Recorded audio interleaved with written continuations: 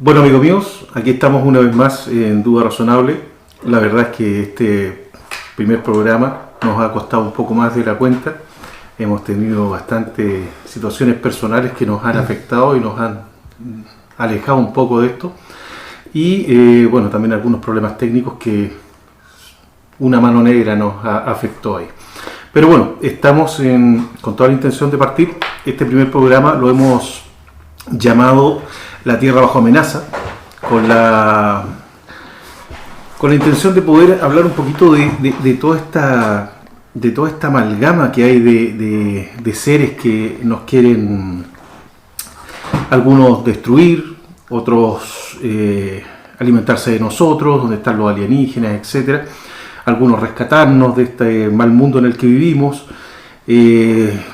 otros que son de nuestra propia raza que nos quieren disminuir en forma eugenésica, tratar de eliminar la población, y también tenemos la destrucción de nuestro planeta por vía de catástrofes naturales. Todo eso nos mantiene en vilo pensando de que en algún momento esto se va a destruir.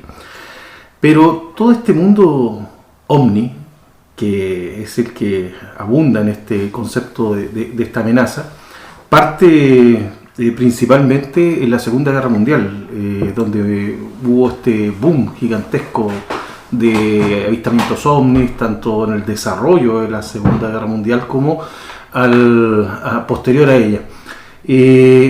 También tenemos algunas historias que son del origen, pero bueno, esas están un poco más aisladas y están un poco más alejadas también en el tiempo. Y queremos partir este tema de hoy hablando sobre esto y obviamente, como siempre, con unos bebestibles, algunas cosillas para comer y la buena compañía aquí de mi amigo Germán. Víctor, sí, como bien mencionaste, hay todo un conjunto de seres extraterrestres que tienen diferentes intereses respecto a nosotros. Pero estas informaciones siempre las capturamos de personas que de alguna manera o han sido abducidas, que eso también es un gran tema, o otras personas que son los llamados contactados. Que a diferencia de los primeros, los contactados son muchas veces invitados a estas naves a viajar con ellos y se les entrega cierto tipo de información. Que muchas veces esta información es como algo mesiánico, de lo cual ya tenemos y abundan en todas las religiones y filosofías. Amor y paz. Amor y paz, ese es el resumen, amor y paz. Pero son muchos, pleiadianos, arcturianos, andromedanos, reptilianos, draconianos, y también los infraterrestres, y como mencionaste también la posibilidad de que hayan ciertos grupos humanos que de alguna manera quieren diezmarnos para controlar la operación, el nuevo orden mundial. Es mucha la información que hay respecto a eso, pretendemos abordarla y analizarla, pero es mejor partir por datos duros, y en datos duros respecto de estos temas podríamos decir que en 1947 sucede un hecho importante, ya sea la caída de un objeto volador no identificado que de ninguna manera nos dice que es una nave extraterrestre, cuando bien podrían ser naves, prototipos avanzados de Estados Unidos, pero sin embargo ahí ocurre algo, el gobierno da una primera información, después se desdice y hay todo un contubernio como para distraer a la población respecto de esto. Ahí hay algo. Estaba hablando del 10 de julio, Roswell. Estoy hablando precisamente 47. Precisamente de Roswell. Pero lo curioso es que Roswell no está solo, no es un evento. Al parecer hay un montón de hechos anteriores que, si bien puede que algunos no tengan una relación directa con Roswell, sí entre ellos también tienen algún tipo de relación. Eventos antes de la Segunda Guerra Mundial. ¿Partimos por uno? Partamos por uno. Dato duro. Sí, para entender esto, podríamos partir porque hay todo un desarrollo tecnológico de la humanidad a partir de lo que es la revolución industrial, la segunda mitad del siglo XVIII, particularmente en Europa, en Gran Bretaña. También esto se replica en otras áreas de Europa y en la parte de América, Estados Unidos. ¿Y cuál es lo importante acá? Que después va a rebotar más adelante. Es que sí, se cambia los factores del orden de los factores productivos, el factor humano por el factor tecnológico. Pero eso es toda una revolución, todo un contexto sociocultural, afecta a la agricultura, afecta a la industria en general, las producciones de armamentos. Y ahí es donde vamos, que la revolución industrial es un hito importante. Eso duró de los 1820 a 1840, básicamente eso de la revolución industrial.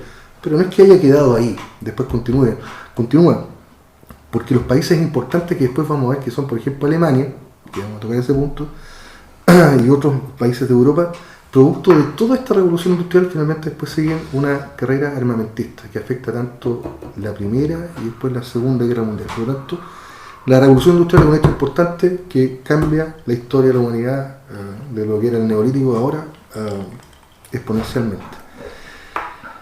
Respecto de los ovnis, encontramos datos, por ejemplo, en Estados Unidos, 1897, incidente Aurora.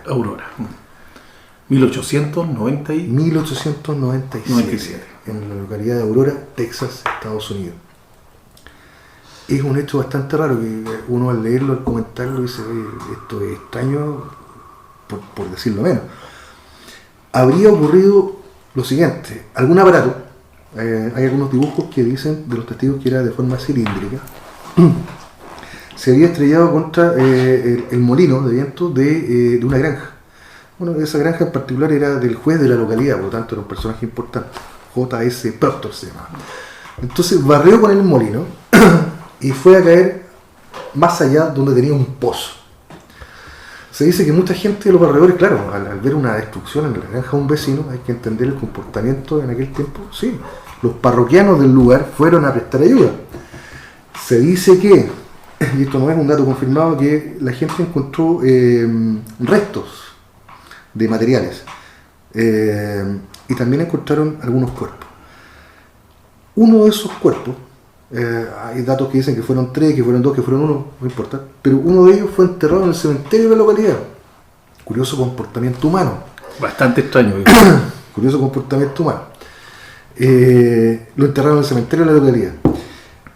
A partir de ahí hay una seguidilla de pequeños eventos, de los cuales después, mucho tiempo después, en 1973, una sociedad para la investigación de incidentes OVNI, MUFON Network, en 1973, recién ahí, ellos van a esa localidad y se encuentran que sí hay una lápida que muy particularmente tiene una estructura que es diferente a la demás, una aleación entre níquel y hierro que no era común.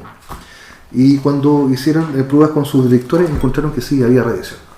Pidieron permiso al cementerio para exhumar ahí lo que había, le dijeron que no, volvieron 3 días después, por eso como 3 días después, lo mismo que le pasó en las historias antiguas de la religión. No vamos a hablar del 3 No vamos a hablar del 3 pidieron permiso y ya no estaba la lápida. El pozo ya había sido tapiado.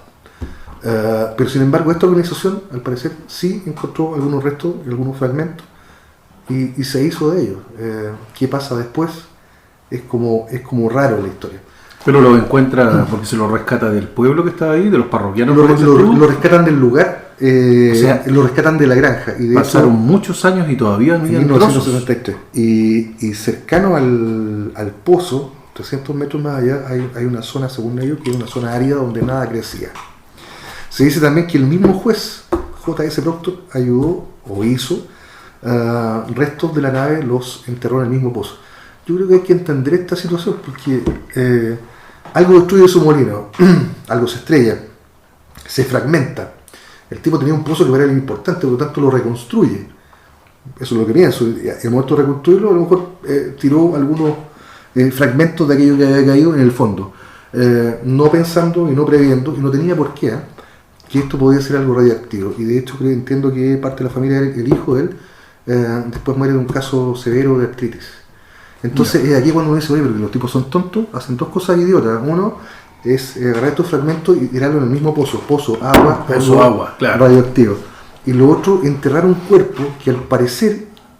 Es una gran duda, o sea, ¿cómo entierras un cuerpo, viejo? O sea, a no ser que sea un cuerpo humano. Que al parecer no era humano. Entonces ahí no está muy claro las cosas. Creo que a lo menos había 3 testigos, uno que dijo no, que todo esto era mentira, se lo contó su padre. Y el otro dijo, no, mira, yo cuando fui mi madre me dijo que no, que me regresara a la casa. Y el tercero dijo, no, esto es cierto, yo lo vi. Y dicen que era de un humanoide. Entonces estas 2 cosas raras, digo, pero ¿cómo juntamos y pegamos esta historia? 1897. Pero hay algo que no es tan tonto en la historia. Que Y después, en 1898, recordemos que en 1898 los esposos Curie, Marie Curie y Pierre Curie, descubren el elemento radio. Correcto. Un elemento que extraen de un mineral que se llama uranita, y en el cual, de uranita, se extrae también el uranio. El uranio en condiciones naturales no es una cosa que sea mortal para el ser humano, y son bajas las concentraciones, entiendo, de radiación. Bueno, pero se usan para la radiación de los casos de cáncer. Claro, pero el radio sí es totalmente activo y es pernicioso. De hecho, se usó mucho alguna vez en pinturas, y después tuvieron que sacarlo porque sí, hubo casos de gente que se enfermó de cáncer. Había casas fosforescentes. Claro, entonces había gente fosforescente. Entonces, para 1897, cuando sucede el incidente Aurora, pensar que estos tipos dijeron, ya sé que vamos a agarrar estas piezas, las llevo para casa como si fuera un souvenir, como cuando uno veía que se lleva un cenicero. No nosotros, pero hay gente que lo hace. Nosotros no. Nosotros no hacemos esa cosa porque somos dudas razonables. Entender que ellos se llevaron fragmentos para sus casas y que el propio juez llegó y enterró a algunos de ellos en el pozo, creo que no es tan tonto, porque recién un año después descubren el elemento radio. Entonces, ¿cómo iban a saber estos tipos que una nave extraña podría tener elementos radioactivos? Sí, claro. Sí, te sigo la idea. Es razonable. O sea, los tipos no conocían el concepto de la radiación. Por lo tanto, para ellos era enterrar un par de fierros.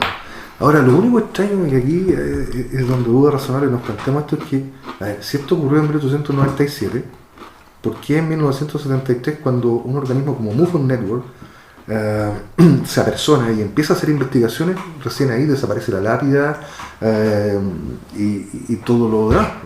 Es como que en forma muy tardía hubo una reacción para ocultar algo. Sí, también podría ser que eso es parte del juego de estoy buscando algo y mira, lo encontré, pero ahora me lo quitaron. Se usa mucho también ese concepto de que los malos vinieron, estos señores de negro, y se llevan todo. Claro, exactamente. ¿Qué otros hechos podemos tener? Si nos saltamos de 1898, 97, 98, podríamos pasar en esta línea para llegar recién a nuestros amigos marcianos grises, que no son muy amigables en realidad. Podríamos pasar por esto que está entre, lo cubre el velo del misticismo, de la leyenda y de lo real. María Orsic, 1919. En 1919, sí, María Orsic. Claro. Ella, una gran vidente, muy hermosa mujer, ¿no? Pelos colorín. Sí. Y era maestra de danza en Austria, ella era austriaca. Exacto. Y bueno, no sabía esa historia, sí. Ella tuvo una... Claro, ella va a Alemania, a Múnich, en el año 1919, y toma contacto con la sociedad Thule. Esta es una sociedad bien particular porque... Pero. Ella toma contacto porque ella tuvo eventos paranormales en su vida. En su infancia, en su niñez. En su infancia tenía dotes mediúnicos, claro. Los mediúnicos, que ahora podríamos decir que son contactados. Claro. Tenía algún contacto o alguna evidencia de lo que pasaba a futuro, y eso la acercó a este mundo esotérico de la sociedad. También otro elemento que ella también era muy partidaria y muy cercana a estas ideas nacionalistas que intentaban reivindicar y unir el territorio austriaco y nuevamente que fuera parte de Alemania. Claro, reunificar todo eso. Eso lo tenía la sociedad Thule. Entonces, la sociedad Thule tenía como por lo menos tres vertientes o tres direcciones. Una, eso, que era un fuerte discurso político. Lo otro era rescatar la historia del pueblo alemán, asociándolo con este mundo hiperbóreo. Y por ello el nombre de sociedad Thule, esa ciudad o capital de este mundo hiperbóreo, de donde vendrían sus raíces arias. Claro, una civilización que aparentemente se desarrolló hace muchos años atrás, antes de que nosotros tuviéramos conciencia, y esa civilización se determinó hiperbóreo porque quedaba un poco más allá de la aurora boreal, o sea, en las partes nórdicas, claro, de nuestro mundo. Y que tienen una historia interesante y de la cual se basa el mundo alemán para determinar que son superiores o que tienen una ascendencia superior. Interesante el tema de Sí, los y Beatles. entonces ella toma contacto con esta sociedad, inmediatamente es reconocida por sus dotes mediúnicos,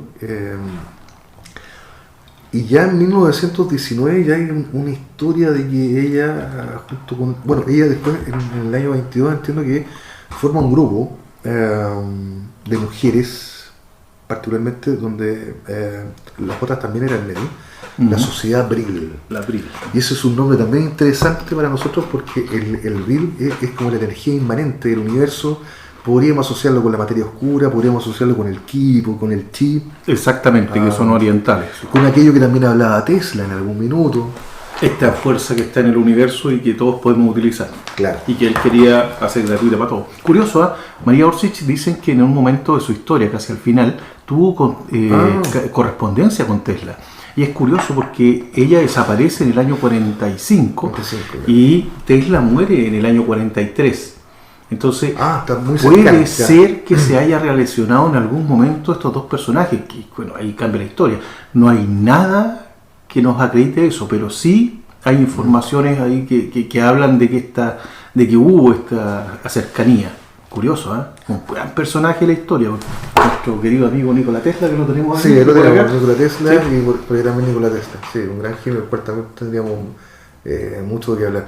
Sí, entonces, ella ya en el año 1919, cuando toma contacto con la sociedad Tul, al parecer ya habrían tenido algún contacto con unos supuestos seres que precisamente están relacionados con los hiperbóreos, que son los Sumi, y que eran seres humanos o tipo humanoide, que se encontraban En la constelación de Tauro, de Tauro. el Aldebarán, que es su estrella principal. Allá, eso. Y ellos le entregan un montón de información respecto, supuestamente, de cómo, unos planos, de cómo hacer algunas naves que después, al parecer, se desarrollan. De hecho, en forma un poco más tardía, cuando la Segunda Guerra Mundial, cuando ya se está terminando, y hay toda esta invasión de los aliados a Alemania, todos, bueno, en esa última etapa se peleaban encontrar planos, encontrar lo que fuera, incluso Claro. en lo que fuera, cuando digo lo que fuera, la bebida que nosotros es muy popular, que es Fanta, era Fantaschen. Exacto. y era una fórmula que tenían los alemanes de un refresco. Se llevaron todo. Se llevaron todo y Todo lo que podía usarse. cualquier cosa. Y Hasta los refrescos. encontraron un refresco. Y claro, en ese contexto sí aparecen todo ese armamento exótico, extraño, y de hecho también esos planos de esas deep lock, de esas naves en forma de campana que podrían hacer viajes tal vez interdimensionales. Se dice que María Orsic con su grupo recibieron esta información, gente adinerada de la sociedad Tul financió esto, y ellos no estaban en desconocimiento del Tercer Reich, no estaban en desconocimiento de Hitler. Hitler lo sabía, Himmler también, tuvieron también reuniones con ellos, y se cuenta que, claro, una de las intenciones del Tercer Reich era hacerse con estos inventos, porque creo que una de las pruebas que se hizo en 1922-24, uno de estos aparatos, bueno, el primero falló, pero el segundo llegó a desarrollar una velocidad de 300 km por hora. Que para la fecha era una cosa Que para la fecha insólita. es inconcebible, algo insólito. Y desarrollaron varios prototipos, incluso uno con un cierto viaje interdimensional. Y en 1945 se le pierde la pista a María Orsic. Se cuenta de que ella, al parecer, era contraria a este tema de la guerra y usar esta información para construir esas naves para finalmente ganar la guerra. Sus objetivos eran otros, era como el tema de la raza aria, era el tema de la información, la cosa esotérica. Y ella lo que en el fondo plantea es que las naves que ya se habían desarrollado todavía necesitaban mantención, y esa es la información que al parecer le da el Tercer Reich, y eso le da tiempo al parecer para ir a esos hangares, velar porque si se llevaran una, al menos existieran dos prototipos, pero finalmente ya en 1945 se entiende de que ella con su grupo va y toma alguna de estas naves y luego desaparece. Claro, o sea, pero estamos hablando del final de la guerra. Claro. En mayo, Claro, Alemania se del rindió. 1945, pero claro, esta historia parte en el 19 y termina en el 45, la historia de María Orsic, pero con este planteamiento de una información que le habría llegado desde otro lugar y que de alguna manera tiene que ver probablemente podríamos encajarlo con este desarrollo de tecnología exótica que estaba buscando el Tercer Reich y que muchos de ellos lo logró. Es curioso, porque la Alemania se focalizó en este concepto de la tecnomagia. Tecnomagia, qué buen concepto. Mezclar la magia, sí. Todo este mundo mágico de los seres primigenios y de toda su cultura y sus conocimientos. Y se mezcla con la tecnología para que, bueno, en esa época o en los últimos años de la guerra era bélico. Es comprensible, estaban atacados por todos lados, estaban muy complicados, por lo tanto necesitaban cualquier cosa para tratar de superar a los aliados. Pero si nos vamos un poquito más atrás y pensando en este mundo de la tecnomagia, podemos recordar también este viaje que hicieron los alemanes a la Antártida, con su expedición que fue en 1939, 38-39, y se fueron a la Antártida, un lugar donde nadie conocía en ese momento, salvo creo que estaba reconocida por los noruegos. Un par de personajes noruegos fueron los que la descubrieron, la encontraron, por decirlo de alguna forma. Los terrenos de la reina de Mu. De Mau. De Mau, sí. De la reina Mau. Los territorios de la reina Mau. Claro. Ese era el concepto que había. Aparentemente hay un mapa muy viejo que es de un navegante que se llamaba Piri Reis. Y él parece que, o en base a este mapa, los alemanes descubrieron este nuevo lugar y curiosamente se fueron. Un mapa cartografiado que parece un paneo. Exacto. Desde el aire. Y que a la fecha actual es mucho más exacto de lo que nosotros teníamos hace, 20 años atrás de la Antártida. Tenía todas sus costas delimitadas sin hielo. Exacto. De hecho, hasta el día de hoy se han descubierto que cada vez es más exacto porque hay lugares que nosotros creíamos que eran parte de la Antártida como un continente, no obstante son islas que se congelaron, se congeló el mar y se unió. Pero en el mapa de Piri Reis aparece cartografiado que son islas. A lo que tú te refieres, eso es lo que se llama la expedición Nueva Suabia. Claro, ellos crearon Nueva Suabia. La expedición era la polar, antártica. Tenía relación con el Instituto de Investigaciones Polares de los alemanes. Y se llama Nueva Suabia porque el buque se llama MV Swaberland. Claro. Y que se le puso, estamos hablando de 2000 y tantos, casi 3000 metros cuadrados, que no, fue mucho más. No, era una extensión de creo que 700 kilómetros cuadrados y de los cuales creo que lograron cartografiar algo de 200 y tantos o 300, fotografiar y cartografiar. Claro. Una cantidad impresionante de fotografías. Sí, ellos cuentan que iban en sus naves una vez que llegaron y empezaron a lanzar los aviones para hacer la cartografía del lugar y empezaron a tirar banderines para ir puntualizando cuáles eran los lugares que ellos habían reconocido. Y era una cosa inmensa. Y aparentemente no estaba llena de hielo. O sea, habían espacios donde ellos estaban cartografiando que eran de terreno verde. Claro. O por lo menos no de hielo. No fue la única expedición, antes hubo otras. Pero el tema ese de la expedición esa para Nueva Suabia, después nos remonta y nos enlaza directamente con el capitán Richard Byrd. Claro. No capitán, el contraalmirante, que le llaman almirante Richard Byrd, un símbolo para los norteamericanos. Recontraalmirante. El recontraespionaje Richard Byrd, con sus extraños relatos en su diario de vida. Eso es un tanto posterior, pero incluso Richard Byrd fue invitado por los alemanes un poco antes de la Segunda Guerra Mundial. Exactamente, creo que parte de para la exhibición de una película y también para que él comentara sus viajes, porque el tipo también hizo viajes hacia el Ártico y también hacia el Polo Sur. Era un personaje, era un Matías Sánchez, viejo, Alexis Sánchez de esta época. El tipo lo conocían todos, sabían que comía, lo conocían todos. Sí, eso. Oye, pero nos saltamos algo, esto que narramos de María Auxil fue en 1919, pero tenemos un evento, algo extraño, que es... un evento magno, viejo. Un magno evento que es Tunguska. En la Siberia de Rusia algo ocurrió. El fenómeno de Tunguska es bien particular. En una zona que está un poco al sur de Rusia, en esa época era la Unión Soviética, del Soviet, se estrella algo. Hay varias versiones de que se estrella, pero principalmente, y esto fue, si mal no recuerdo, en 1908. No, Por ahí, por el 30 de junio de 1908, se estrella este... Sí, por favor, no amigo. voy a mostrar la marca, pero esto es Sí. un delicado mosto que necesitamos para continuar esta conversación.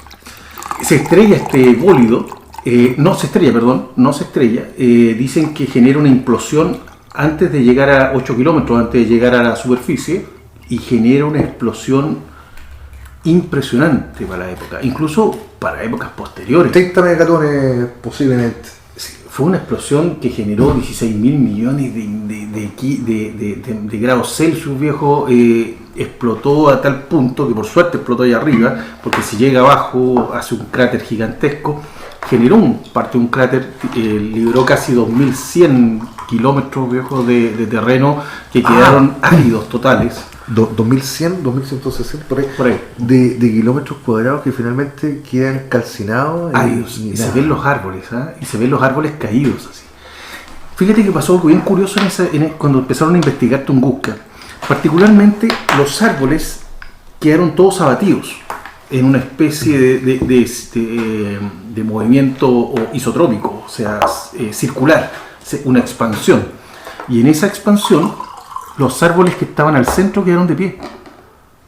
No sé si sabías eso. Los árboles que estaban al centro de la explosión quedaron de pie. Y nadie se explicaba por qué caían de pie. ¿Por qué esos quedaron de pie y los otros quedaron acostados? Lanzados hacia afuera y petrificados.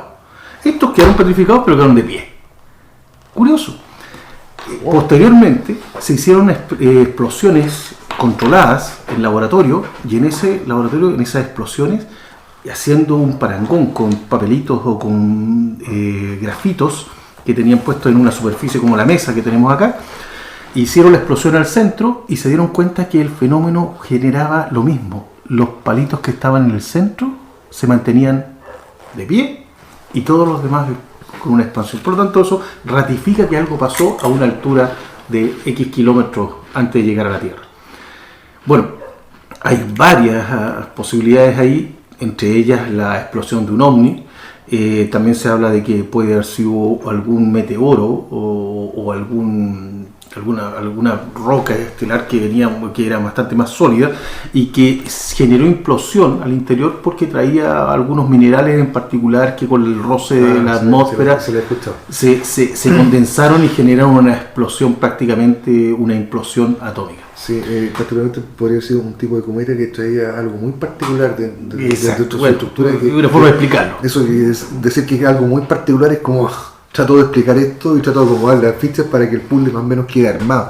Es una aplicación rara, incluso hasta la del posible micro agujero negro. El micro agujero negro que también se habló, sí. Que y otra más bizarra aún, que supuestamente dicen que Tesla quería hacer un experimento. Y que había hecho su rayo de la muerte y lo había hecho caer ahí. Bueno, pero algo ocurrió que no topó tierra. Por suerte. Que no topó tierra, y por lo tanto cuando van a buscar un cráter, no hay ningún cráter. Exactamente. Se iluminó ciudades muy lejanas, estuvieron de luz de día durante la medianoche, entonces es una cosa insólita. Tiene que ser una cosa tremendamente. La onda expansiva llegó cerca de 400 kilómetros de distancia. El temblor que se generó también fue muy, muy grande. Entonces, también se habla, y ya en esta locura de las teorías, se dice que fue una de las pruebas que hicieron los alemanes. Esto lo voy a tirar sobre la mesa porque no tengo mucho fundamento, pero ya que estamos hablando de cosas que podrían haber sido, estamos hablando de Felipe Botalla. Sí, Felipe Botalla, un gran investigador y escritor español, lo pueden seguir. Él tiene no sé si es español o catalán, no estoy muy seguro. Pero dejémoslo en España. Sí. Tiene varios libros, entre ellos Operación Hayyam, que es un tema que y hace un análisis profundo de esto. Y lo otro de eso que tú estás hablando, si los alemanes antes ya habían tenido conocimiento de poder hacer una bomba de destrucción masiva. Claro. Sí, claro. Pero el punto es que uno dice, bueno, si los alemanes tenían esta tecnología, ¿por qué no la usaron? Los estadounidenses la hicieron, la usaron. Entonces, la teoría es que los alemanes querían mostrarle al mundo que sí tenían la capacidad tan bélica para poder tirar una bomba. Acuérdate que ellos tenían ya los cohetes, los V2. B1, B2. Los V2 que eran que podían lanzar ojivas o lo que fuera en su pero ahí estamos bomba hablando, a larga ahí distancia. estamos hablando periodo Segunda Guerra. Es que es ahí donde se cuando habla. hablamos de Tunguska, hablamos de 1908, entonces 1908, sí. ¿qué pasó Sí, ahí? sí, pero se dice también que la teoría que se plantea Felipe Botalla es que las fechas fueron cambiadas, que el Soviet no quiso que apareciera esto como un atentado directamente a su país y que cambiaron las fechas y se fueron atrás en el tiempo para alejarlo del concepto nazi en ese momento. Entonces, bueno, es una más de las teorías que hay. Todas, algunas pueden ser más racionales que otras, pero bueno, a mí me parece curioso que los alemanes hayan hecho algo así. O sea, no me cuadra. si lo tomamos ahora como duda razonable, y decimos, sí. Ok, a lo mejor los alemanes tenían conocimiento de esto e hicieron una prueba.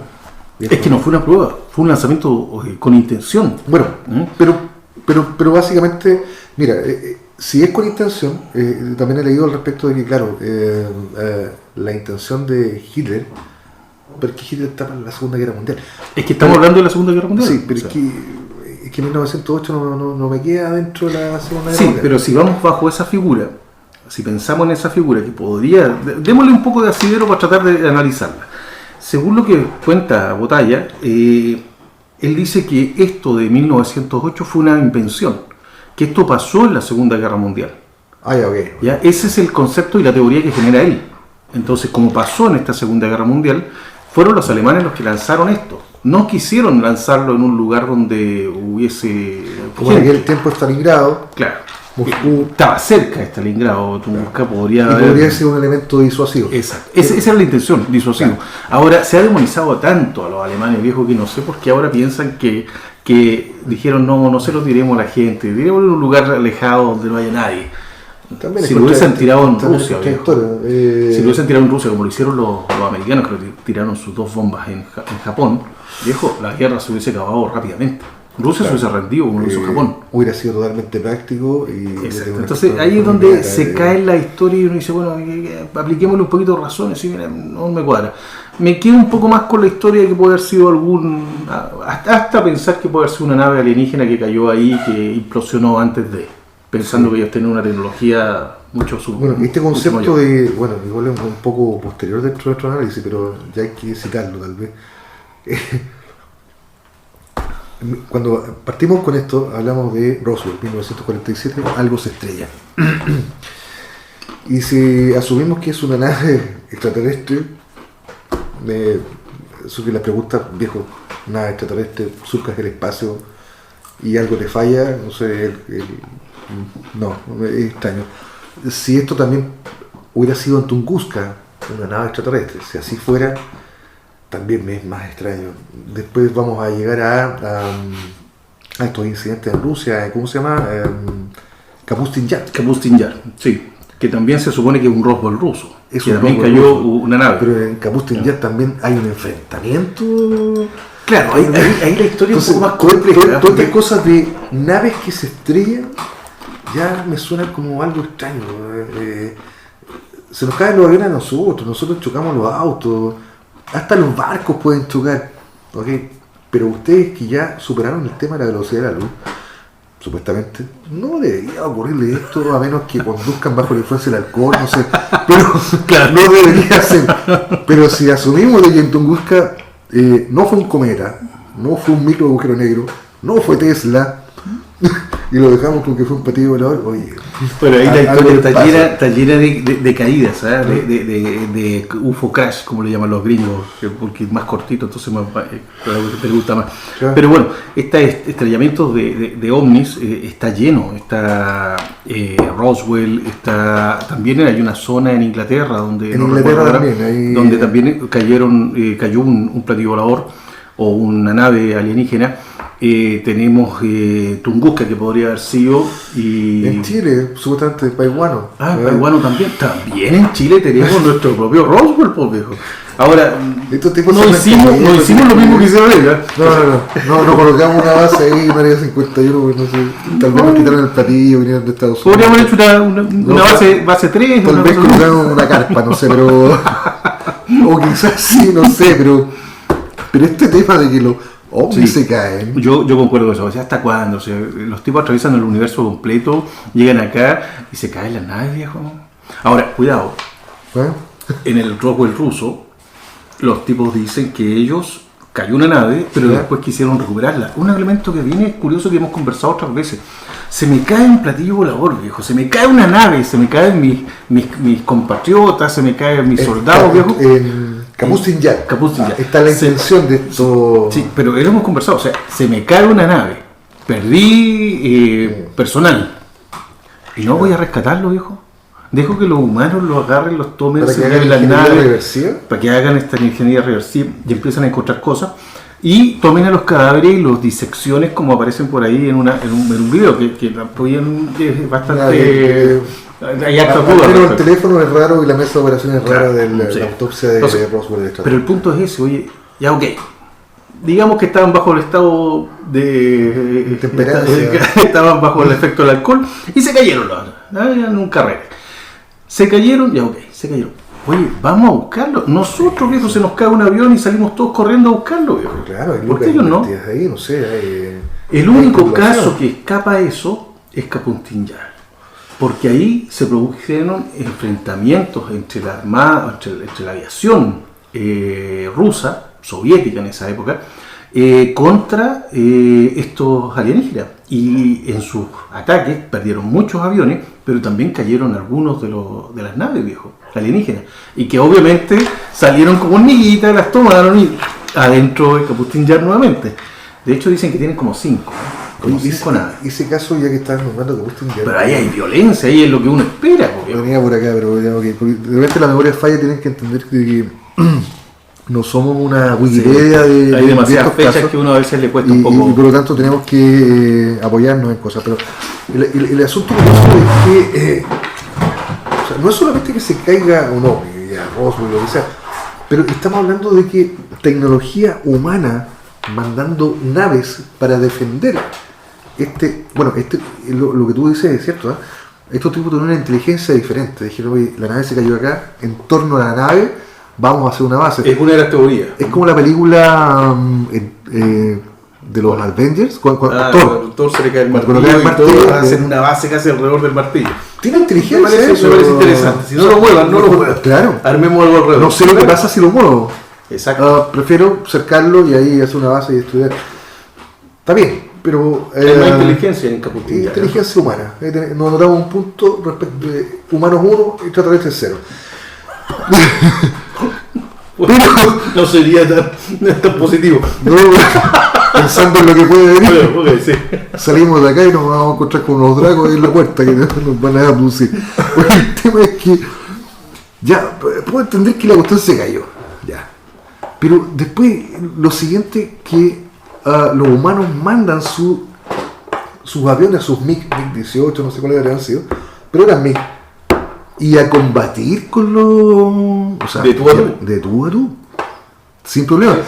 Y es más, después de eso hubo una seguidilla de acontecimientos en Kapustin Yar, donde hubo se registraron enfrentamientos. varias naves que dispararon rayos, otras fueron abatidas, intentaron al parecer destruir los silos donde tenían ojivas nucleares, no les resultó, pero hubo enfrentamientos y gracias a los MiG y gracias finalmente a los pilotos soviéticos que se enfrentaron con estas naves, los otros tuvieron que marchar. O sea, no entiendo, me suena muy a día de la independencia. Sí, muy en los- norteamericano. Muy norteamericano, en los albores, o sea, estamos un poco después de la Segunda Guerra Mundial, tenemos estos incidentes. A ver, Kapustin Yar fue el 19 de junio del 48. Ya, Anterior, estamos después de la Segunda casi 2 Guerra. años después de la Guerra Mundial. Oye, Segunda Guerra Mundial. no tenían, o sea, por ejemplo, no sé, Estados Unidos ahora tiene supuestamente los aviones estos Raptor, los F no sé cuántos. No 28. sabemos que tiene el Y no sabemos qué ruso más ahora. y no sabemos qué tienen los rusos. Pero ahora, pero antes, y esa tecnología de nosotros, tecnología incipiente que iba a dar unos pasos cuánticos en el futuro, ahora, pero en el pasado enfrentándose con platillos voladores de tú a tú. Hay algo extraño en esta cuestión, no me igual, pero... Bueno, pero por último... Tal vez sea sí, un paradigma, sí, pensar que siempre la tecnología extraterrestre es muy superior a nosotros. Sí, recuerda que como hemos conversado que algunos escritores han hecho análisis de Isaac Asimov particularmente, de guerras contra seres superiores, pero que no son capaces, como su tecnología es tan avanzada, no son capaces de entender que nosotros con una bala o con un... porque la bala es un concepto muy humano, ¿sí? Tú lanzas un proyectil en el fondo, es la onda, viejo, que se usaba en el pasado, potenciada con mayor velocidad, y eso genera mayor daño. Tal vez no estaban preparados, o sea, es uno de los planteamientos que hay. Podría ser, Mira, podría ser. Y no es podría tan, ser que y no es una cosa tan hasta el día de hoy una disociada. flecha es capaz de matarte. No es tan disociada de la realidad, porque ahora vamos a estar a otro lado que no esperaba llegar ahí. El caso de John Titor. Don John Titor. Este caso de un supuesto... Estamos muy desordenados hoy día. Sí, estamos desordenados. El caso de un supuesto humano del futuro que viaja hacia el pasado para recuperar una tecnología de un tipo IBM que ellos no tenían y que les servía para algo que necesitaban hacer. Sí, ok. Bueno, tiene su razón, porque la tecnología que manejamos ahora, de hecho, la gente que sabe programar en COBOL, que es un lenguaje de programación que ya no se enseña en ninguna parte, es muy cotizada, porque aún tenemos ese equipamiento funcionando en fábricas o en empresas que son muy antiguas y que necesitan rescatar su información. ¿Y quién sabe hacer eso? Solamente estos personajes, incluso hasta son muy bien pagados por eso. Entonces, no desdeñemos la tecnología antigua. Pero ahora, bueno, tratemos de ordenar un poco porque estamos muy desordenados. Sí. Hemos hablado de la expedición alemana hacia la Antártida, hablamos de María Orsic. Recordemos que ahí pasan eventos muy curiosos. Si en el 38 se produjo el viaje de los alemanes hacia la Antártida, si en el 19 María Orsic ya estaba hablando de mensajes de Aldebarán con esta tecnomagia, y que en el 39 se produce la Segunda Guerra Mundial, comienza con la invasión de Polonia, empieza toda una concatenación de cosas, gracias.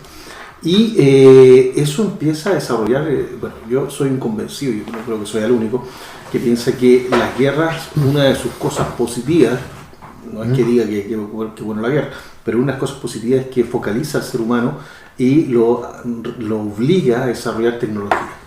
Puede ser al otro, pero lo empuja a desarrollar una tecnología.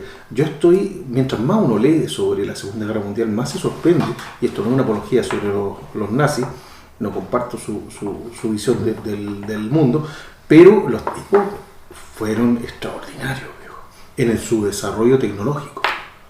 Sí. Pudieron hacer cosas que los demás ni siquiera pensaban.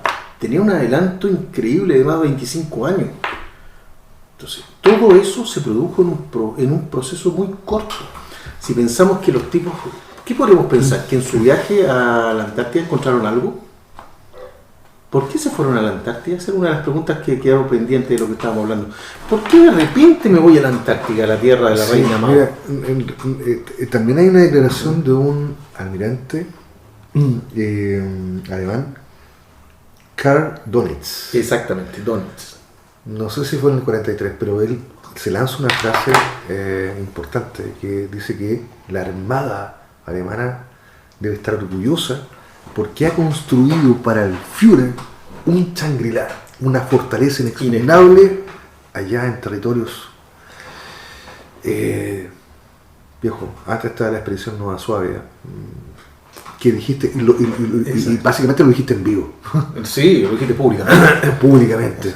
Entonces, algo había ahí en la Antártida. Bueno, hasta el día de hoy. Acuñando el concepto de Shangri-La, que eso podría ser como muy disonante en términos de qué está diciendo, pero recordemos también que 1887, Blavatsky, ella escribe Doctrina Secreta, pero antes había también escrito otros libros, pero escribe Doctrina Secreta con todo este tema de lo que es la cosmología o cosmogonía, y también antropogénesis, el origen del ser humano. Así es. Y en todo este proceso de descripción de cómo llegamos al ser humano, que ahí no hay ninguna cosa extraterrestre, hay muchos conceptos que tienen que ver con la India. Es curioso, 1887, muy temprano, en plena Segunda Guerra Mundial, Caldoni habla de un Shangri-La, realmente un refugio, una fortaleza inexpugnable para el Führer. Allá, en la Antártida, pues, viejo. Tienen que atravesar todo el planeta. Antártida, territorio que es como 14 millones de metros de kilómetros cuadrados, que son como 3 o 4 veces Estados Unidos. Y que claro... es un continente, más. Es un, claro, y que tiene muchas cuevas, entonces era inteligente por parte de los nazis pensar, mira, sabes que me voy para allá, hay muchas concavidades, muchas cuevas, en las cuales puedo esconder navíos, submarinos, y no tengo que tener problemas de nada. Y en esos momentos, con la operación Nueva Suabia, la Antártida era territorio de nadie. De nadie. Entonces, ir a colocar una bandera y hacer soberanía... Ahora todos se la pelean, pero en esa época no era territorio de nadie. Pero a ver, Segunda Guerra Mundial, la invasión alemana a Polonia en el 39. Rusia también hace lo mismo, a la otra parte polonia. Sí, pero eso no le importa a nadie. Le pega un espolonazo, sí, pero eso no le importa a nadie. No le importa a nadie que Rusia, porque en su momento... Y esto no es defender a los alemanes. A los alemanes. Que curiosamente cuando hablamos de alemanes hay que tener cuidado, porque hablamos del ejército alemán, y esto hay que ser muy cuidadoso, porque otra vez en algún programa de televisión están entrevistando a un personaje, a un político, y una de las personas que le hacía preguntas intentó, según mi visión, y también lo vimos, acorralarlo diciendo de que él tenía antecedentes en su familia, ascendencia nazi, de que un abuelo era nazi. Le dijo, no, mi abuelo era del ejército alemán. Decimos esto por lo siguiente, porque claro, hablamos de Alemania, pero cuando hablamos de Alemania en la Segunda Guerra Mundial, curiosamente todos decimos nazis. No, perdón, es el Partido Nacional Socialista, y que muchas veces también hubo conflicto entre los propios soldados, soldados no es la palabra, pero gente de armas de carrera que eran alemanes y que no estaban adscritos al Partido Nacional Socialista. Y en consecuencia, mucha gente del Partido Nacional Socialista, tal vez con el mismo grado, digamos, capitán, un capitán nacional socialista no era igual que un capitán de carrera alemán, soldado alemán. Tenía más ascendiente, más preponderancia y tenía muchas más atribuciones. Entonces hay que tener cuidado con esto, sin defender el tema de la Segunda Guerra y hacer una apología de ello, pero hay que ser concreto en el tema de la historia cuando hablamos de esto. Si lo pensamos bien, y una de las cosas que hemos dado vuelta acá en Duda Razonable, como decíamos al principio, todo este boom de alienígenas aparece en la Segunda Guerra Mundial y de ahí hasta la fecha. ¿Qué pasó en la Segunda Guerra Mundial? ¿Por qué alienígenas se preocupan de este planeta en esta inmensidad gigantesca en la que vivimos, en el universo?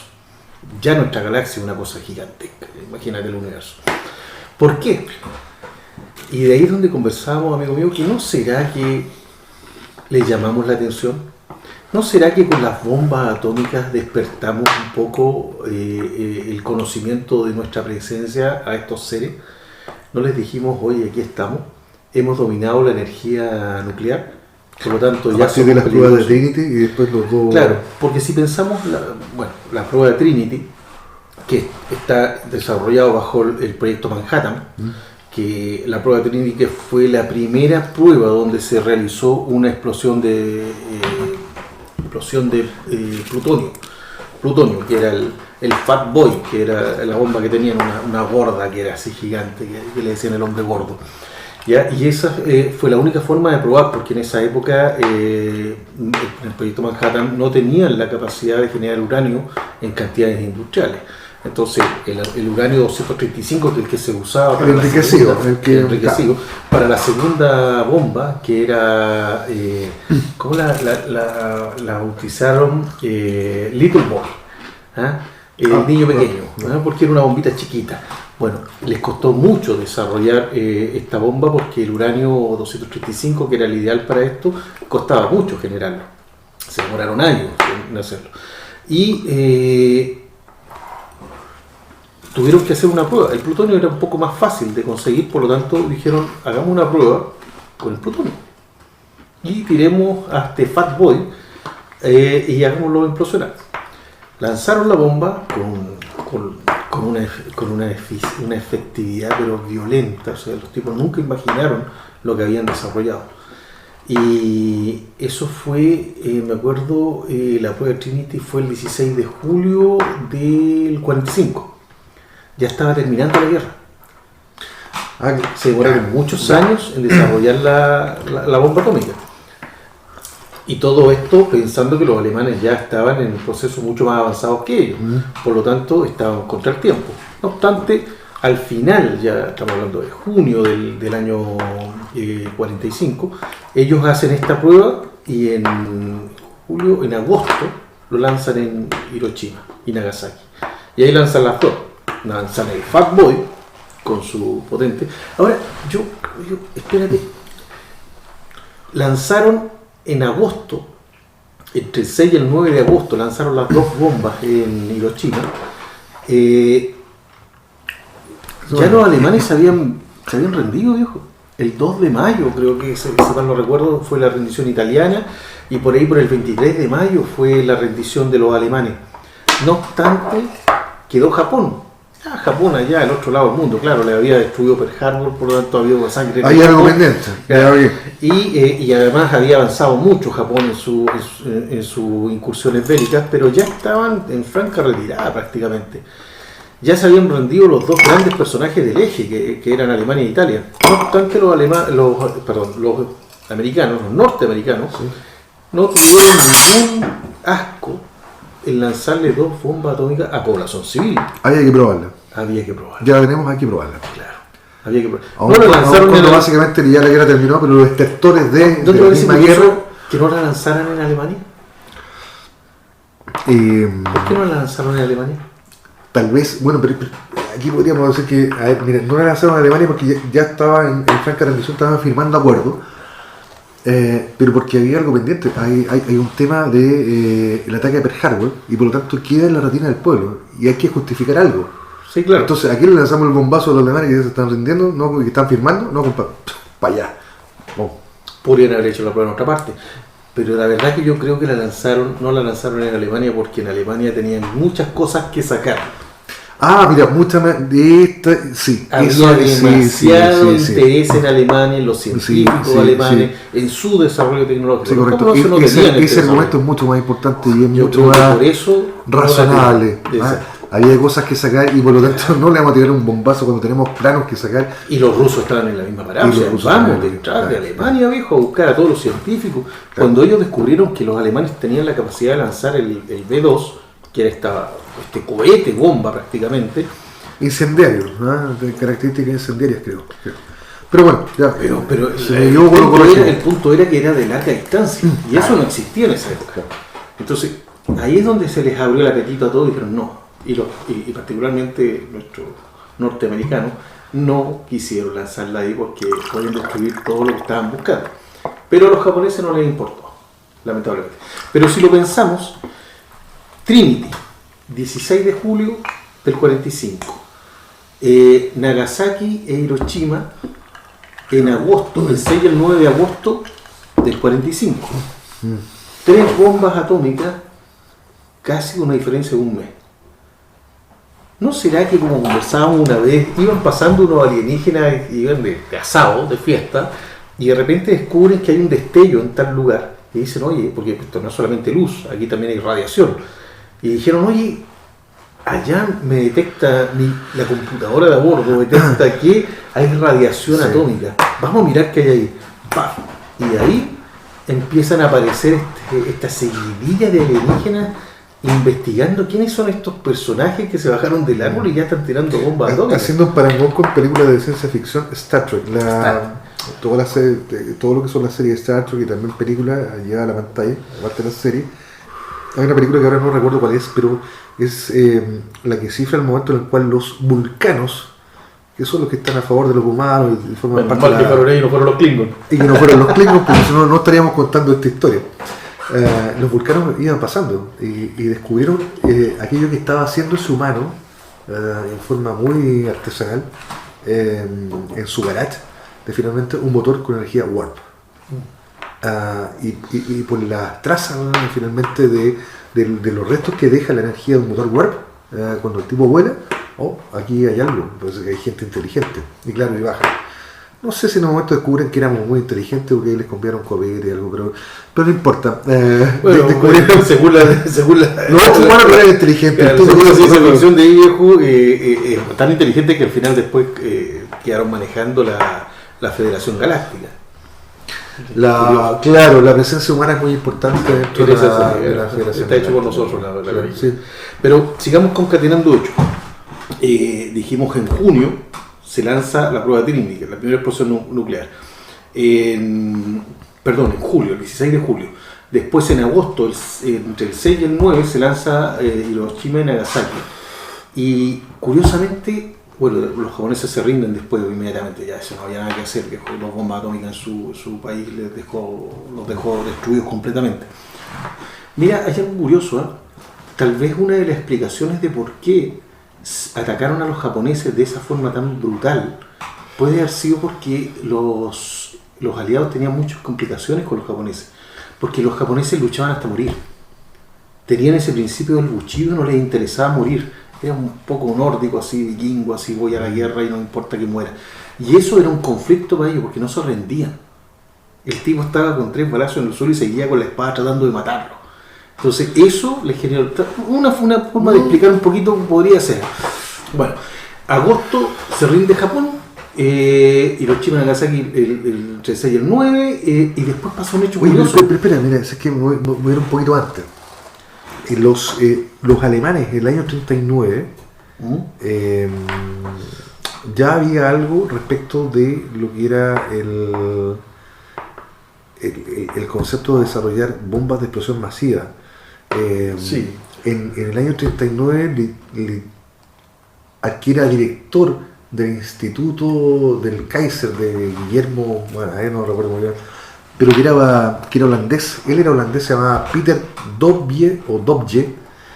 Le llega un comunicado y le dicen, oye, ahora este instituto ya sus investigaciones tecnológicas van a estar orientadas al desarrollo armamentista. Y sería conveniente que usted, de nacionalidad holandesa, se nacionalizara alemán. Bueno, este director dijo, no me gusta. Un mes después agarró sus petacas y se fue a Estados Unidos. Curioso, ese gruaje de captar científicos que también estuvo... Cuando uno ve la Segunda Guerra Mundial o Primera Guerra Mundial, Segunda Guerra Mundial, uno dice, sí, ok, Alemania invadió Polonia para acá. Alemania tenía 3 frentes, por otro lado por Rusia, la operación Barbarroja. La Barbarroja, sí. Había mucho gasto en esto, pero entre medio de eso, sí, hubo mucho interés por los norteamericanos, por los soviéticos. Barbarossa, sí, Roja. Bueno, lo chequeamos ahí. Para mí es roja. Y el tema es que había mucho interés por parte de los norteamericanos y también por los soviéticos de capturar gente disidente, científico, y llevárselo. Claro. Y se dice que, después lo tuvieron que reemplazar a este director por otro. Y claro, ellos tuvieron avances importantes respecto de lo que era el uranio y después desarrollar posibles bombas de fisión nuclear y fusión nuclear. Las primeras son bombas nucleares, las segundas son bombas termonucleares. Hicieron una presentación por ahí por el año 43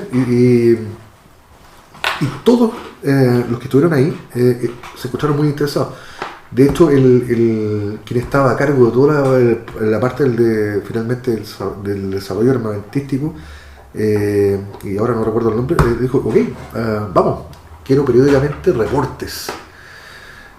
¿Y Lucas? Porque necesitamos Lucas, ¿no? Es que estamos combatiendo acá, estamos combatiendo allá, hay frentes para... Oye, hay que entender que en ese proceso Alemania... Y por favor, vamos a insistir nuevamente, esto no es una apología respecto a los alemanes. Hay que tratar de hablar de la historia como corresponde. Esto estuvo razonable. Pero hay que entenderlo. Los alemanes básicamente estaban solos en esto, tratando de un frente europeo y el otro conteniendo a Rusia y tratando de invadir Rusia. Y por minerales, porque necesitaban fábricas, porque se les estaba acabando. Entonces, aquí hay que entender que hay que financiar esto. Y financiar, combatir un frente, combatir otro, Italia tampoco nos aportó mucho, y los intereses de los japoneses... No me digáis eso a los italianos, viejo. O sea, que no ya estaban fuera los italianos. Claro, y los intereses de los japoneses iban por Asia. ellos iban por el lado de los chinos. De hecho, ellos también invadieron Manchuria en algún momento. También hay parte de la historia que dice que los japoneses en particular fueron muy crueles con su escuadrón 731, hacían experimentos, pero Mengele queda un poco más chico de lo que hicieron los japoneses con todo la gente que tenían ahí, como que habían capturado. Entonces, claro, Alemania tiene que combatir en diferentes frentes, y eso significa un desgaste económico y todo lo logístico. Entonces, cuando en el año 39 los científicos alemanes básicamente dicen, oye, aquí podemos hacer bombas de fisión nuclear y bombas termonucleares, sí, pero necesitamos lucas, y ya no habían. Exacto. Un mes después ya los norteamericanos tenían la solución. Se les cayó la cara a los científicos alemanes. Seguramente. Falta de lucas. Y sin contar con que tal vez el Tercer Reich también andaba en otros procesos de buscar tecnologías que tuvieran que ver con lo Tecnomágica. Tecnomágicas, que tuvieran que ver con lo fantástico, con la magia, y también había que poner lucas en eso. Entonces estuvieron muy cerca. Muy cerca. Pero bueno, para concretar, amigo mío, porque ya nos hemos excedido en el video de hoy, recordemos que después de las bombas atómicas pasó un hecho curioso. En junio del 1947 aparece Kenneth Arnold hablando sobre los platillos volantes.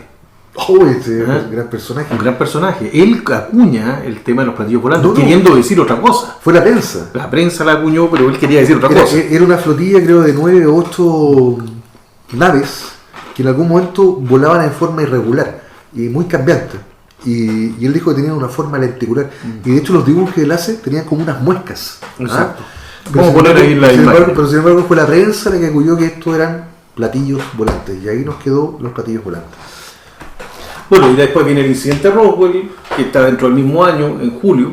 Después viene la creación de la CIA. Sí. Pero yo creo que vamos a tener que dejar este video. Nos saltamos la operación Haiyan. La operación Haiyan. Así que la dejamos para el próximo. No, pero le ponemos algún antecedente de la operación Haiyan, ya que estamos en esta operación Haiyan. Pero bueno, entonces, vamos vivo. Sí, antes de colgar este video, solamente unos pequeños antecedentes de operación Haiyan. Es bastante algo muy curioso.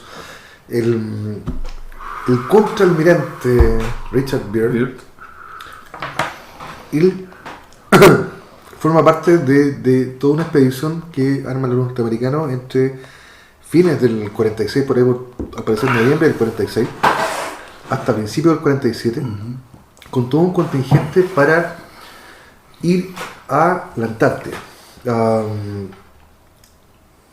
El objetivo, al parecer, era ver cómo se podían acomodar básicamente los soldados a tener operaciones y como juegos de guerra, pero en condiciones extremas de temperaturas, de frío. Eso es una cosa.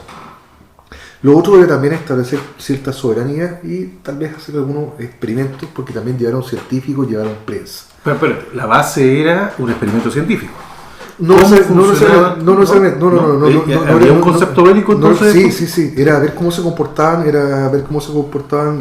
los soldados frente a bajas temperaturas. Llevaron 4.200 soldados, 12 destructores, 13 destructores, un portaaviones, un submarino y otros barcos y un barco de un portaaviones.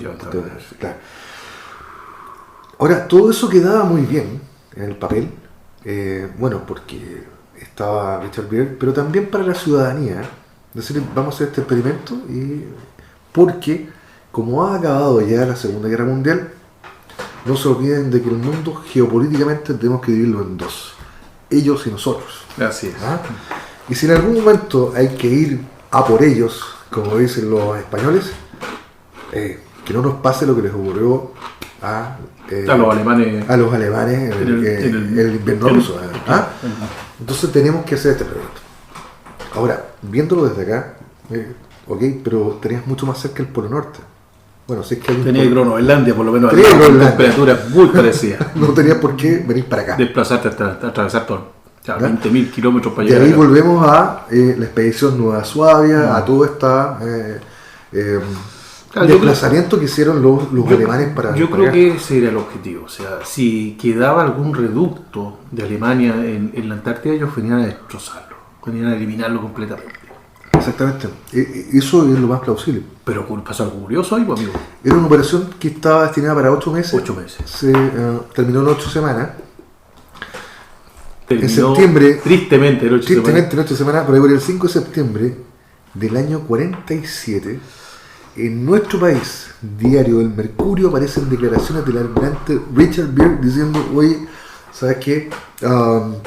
Estados Unidos debe tener precaución, debe tener cuidado, porque ellos tienen poderosas naves que pueden surcar de polo a polo. ¿Ellos quiénes? No especifica qué. Ni tampoco dice qué tipo de naves. Claro. Pero lo que sí se sabe es que venían muchos heridos, hubo pérdidas de soldados, hubo bajas, claro. Muchas bajas, y se vinieron con un destructor menos, y con otro que venía medio a morir saltando. A Valtraer, al parecer. Eso es lo curioso. Eso en 1947, 5 de septiembre del 47. Y Roswell, ¿cuándo fue? En junio del mismo 47. Entonces, acá como duda razonable decimos: oye, ¿qué? No, perdón, el 10 de julio de 1947 fue Roswell. 47. Sí. Entonces, Richard Byrd da estas declaraciones en septiembre del 47, de vuelta de su mala expedición. De su mala expedición. Y en julio, 2 meses antes, julio-agosto, Kenneth Arnold, ya estaban los ovnis estrellándose, presentándose. El 10 de julio cae Roswell, ya se cayó. Entonces, cuando Richard Byrd llega allá, le dice: oye, cuidado, tenemos los alemanes acá. Y bueno, y no estamos todavía tocando el tema de los diarios del almirante Byrd. Claro, que también tiene muchas cosas curiosas. Que supuestamente narra una incursión también en la cual él es de alguna manera traccionado y habla con gente del interior de la Tierra, y ellos le manifiestan su preocupación por lo que ocurrió en Hiroshima y Nagasaki. Claro. ¿Cómo se llaman estos seres con los que él habla? Los ¿Telurianos? Telosianos. Telosianos. Si mal no recuerdo, telosianos. Que eran humanos. Bueno, entonces cuando, esto es raro, cuando realmente Byrd va de vuelta, nosotros podemos ironizar y decir, cuando llega y finalmente se junta ahí en una reunión en el Pentágono: oye, los alemanes acá y hay seres sí, pero compadre, acá tenemos los grises, llegaste un poco tarde. Claro. No es como extraño, pero como recordemos que el 18 de septiembre también se creó la CIA, o sea que esta organización tan rara que lo único que hace, o que salen todas las películas que son, de ahí aparecen nombres de negro, etcétera. Y muchas otras cosas raras, las cuales la gente de la conspiración alude y dice que no, hay muchos que los que han inventado han tratado de promocionar el motor con agua. Algunos han muerto en extrañas circunstancias, casi se han autosuicidado. ¿Hagamos una teoría? ¿O hagamos una hipótesis? ¿Los nazis tenían sus bases en la Antártida? El almirante Byrd con su grupo fue a destruir. Se encontraron con una fuerte oposición. Una posición bélica tremenda. Ellos comentan que habían naves que destruyeron rápidamente a un destructor y a varios soldados. Incluso hay varios comentarios ahí que incluso lo realizan personas que estuvieron participando de la acción bélica, y dicen que habían naves que volaban a una velocidad impresionante, se sumergían y volvían a salir por otro lado y los seguían atacando. Y que desistieron porque podrían haberlos destruido completamente. No siguieron destruyéndolos y se fueron. Y ahí ellos pudieron volver rápidamente con la cola entre las piernas, y ahí es donde el almirante Byrd hace estas declaraciones acá en el sur de nuestro país, al diario El Mercurio, el 5 de septiembre. Ya había pasado el evento Roswell. Pero bueno, el año 47 fue el año que cambió el mundo. Algo pasó ahí. Termina la Segunda Guerra Mundial, y empiezan las bombas atómicas y empieza a aparecer este fenómeno ovni con una potencia inusitada. Claro. Y ahí es donde aparece todo este fantasma ovni. Entonces, a eso queríamos llegar como duda razonable. Sí, claro. Toda esta explicación era para entender un poco de dónde venían, y pensando, como nuestro nombre lo dice, duda razonable, pensando que tal vez llamamos la atención de seres. También podrían haber sido los mismos alemanes que están viajando en su platillo. Esto parece básicamente pero creo que hay más. una amalgama de cosas. Creo que hay más. Hay otros personajes que no son de aquí y que estuvieron metidos en esto. Hay más, entre estas historias que podríamos haber profundizado más, porque hay varias expediciones de los alemanes hacia allá, Sí. están los propios diarios del almirante Birk, que tampoco los tocamos en detalle, pero hay un asunto que tiene que ver que, claro, hay un proceso de los alemanes que tienen que ver con reivindicar sus raíces o buscar sus raíces en algo básicamente esotérico. Claro. En pero esta tecnomagia, en esta búsqueda de la tecnomagia, que los conecta con informaciones que los adelantan o los podrían haber adelantado. Ahí tenemos a María Ortiz, ya la citamos. Pero también recordemos que en la Segunda Guerra Mundial sí se encontraron vestigios de información de tecnología exótica, cañón sónico y otras cosas más que andaban por ahí deambulando. y Hitler andaba buscando la lanza de Longinus y andaba buscando el Grial para hacer todo un concepto esotérico de fondo. O sea, ahí es donde yo vinculo el concepto de la tecnomagia. Aquí hay tecnología mezclada con una magia histórica. Hay un tema de intraterrestres.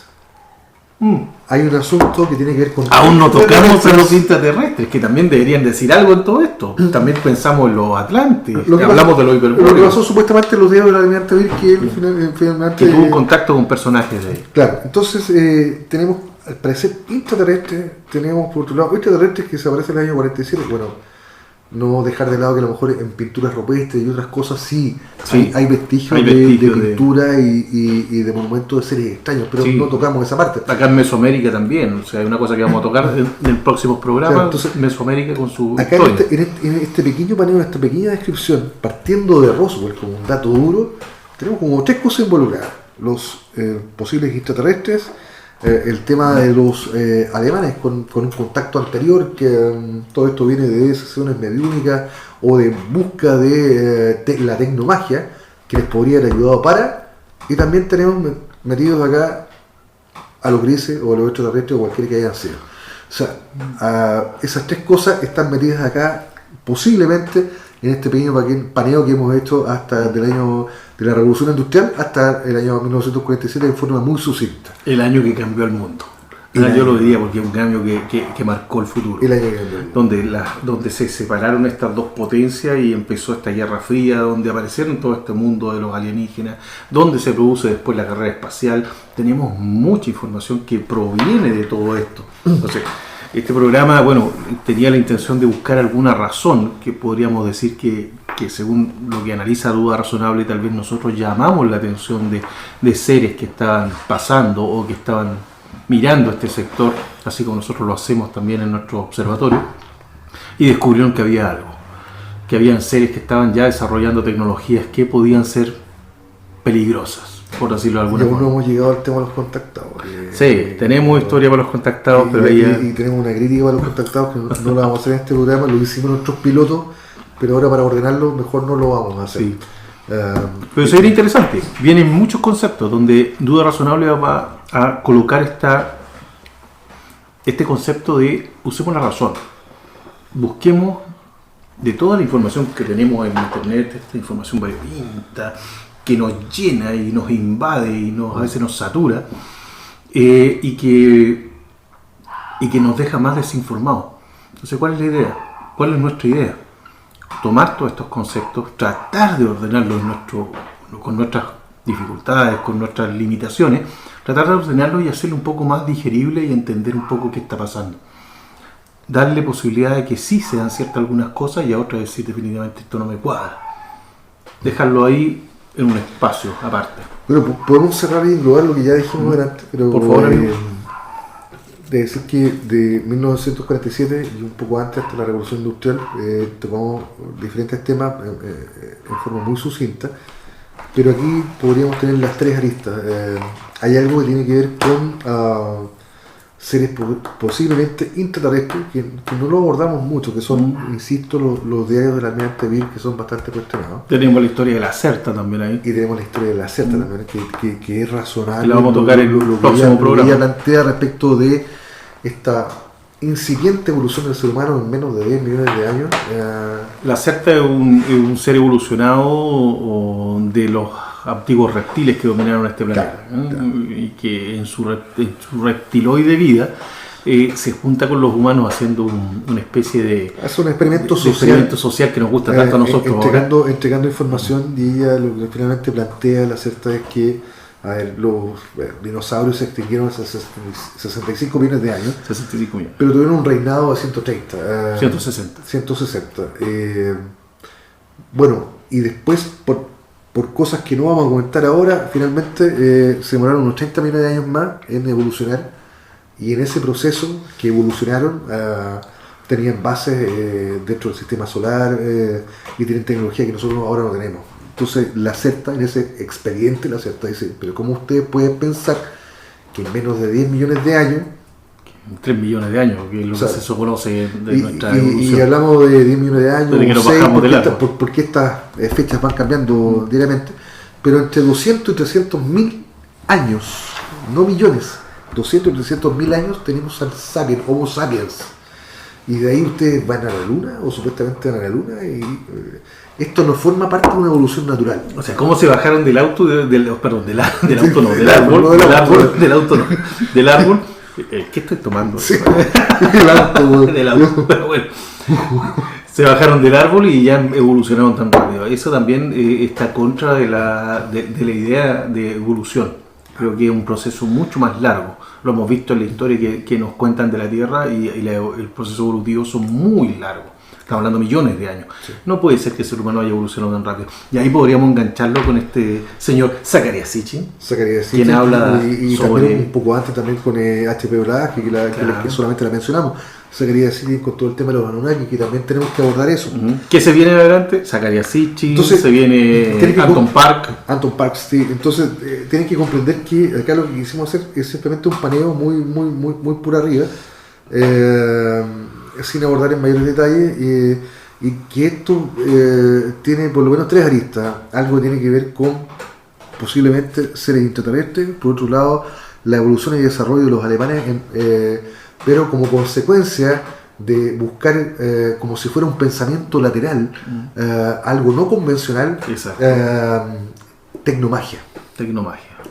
Y en medio o por ahí la venida de visitantes de otras latitudes fuera del planeta, incidente Roswell, y que perfectamente aquí se acuña como, oye, lo que ocurrió con Hiroshima y Nagasaki, y tal vez la prueba de Trinity sí fue un llamado de atención, fue como una chispa en la oscuridad, y llamó la atención de alguien producto más.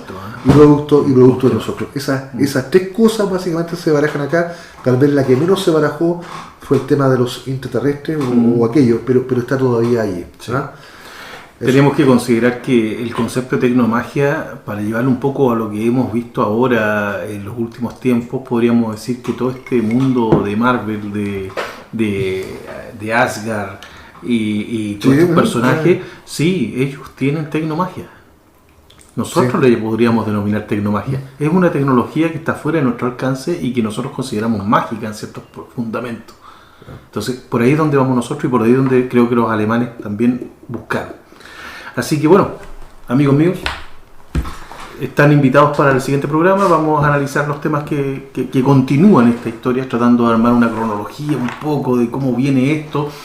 Después vamos a armar también el mundo ufológico, lo vamos a tratar, o omniológico, como debería denominarse en estas latitudes. Sí. Y vamos a tratar de mezclar todo eso y darle alguna respuesta. Ahí vamos a tocar a los contactados, vamos a tocar a todos estos mensajes, a los abducidos, etc. Así que tenemos para mucho rato. Las abducciones, los implantes. Tenemos a nuestro personaje que es Sixto Paz, que también es un gran contactado, que cuenta sus cosas. Tenemos personajes españoles también como ¿cómo se llama este hombre? Se me olvida, no es español, voy a saltar Conrado Malanga. Conrado Malanga, italiano, sí, claro, que también habla sobre... Ha hecho un gran aporte tratando de buscar un punto de vista. Ahí les vamos a contar un poquito quién es Conrado Malanga y qué hace. Sí. Así que, amigos, creo que ya no podemos seguir, hemos excedido demasiado de lo que habíamos planificado, pero ha sido entretenido, por lo menos para nosotros, esperamos que para ustedes igual. Así que agradecidos si ven este video, y lo esperamos en el próximo. Así que desde acá, desde Duda Razonable, No, estaría copiando otro. Sin más. Nos vemos, sin más. Nos vemos, nos vemos en el próximo programa. Lo vamos a presentar adecuadamente para ustedes. Vamos a colocar algunas imágenes y de ahí continuamos. Y en el próximo video también vamos a retomar algunas de estas partes que nos quedaron un poco sin abordar. Pero hay un asunto de tiempo y como la conversación es fluida, es necesario hacer algunos cortes. Nos vemos. Hasta pronto.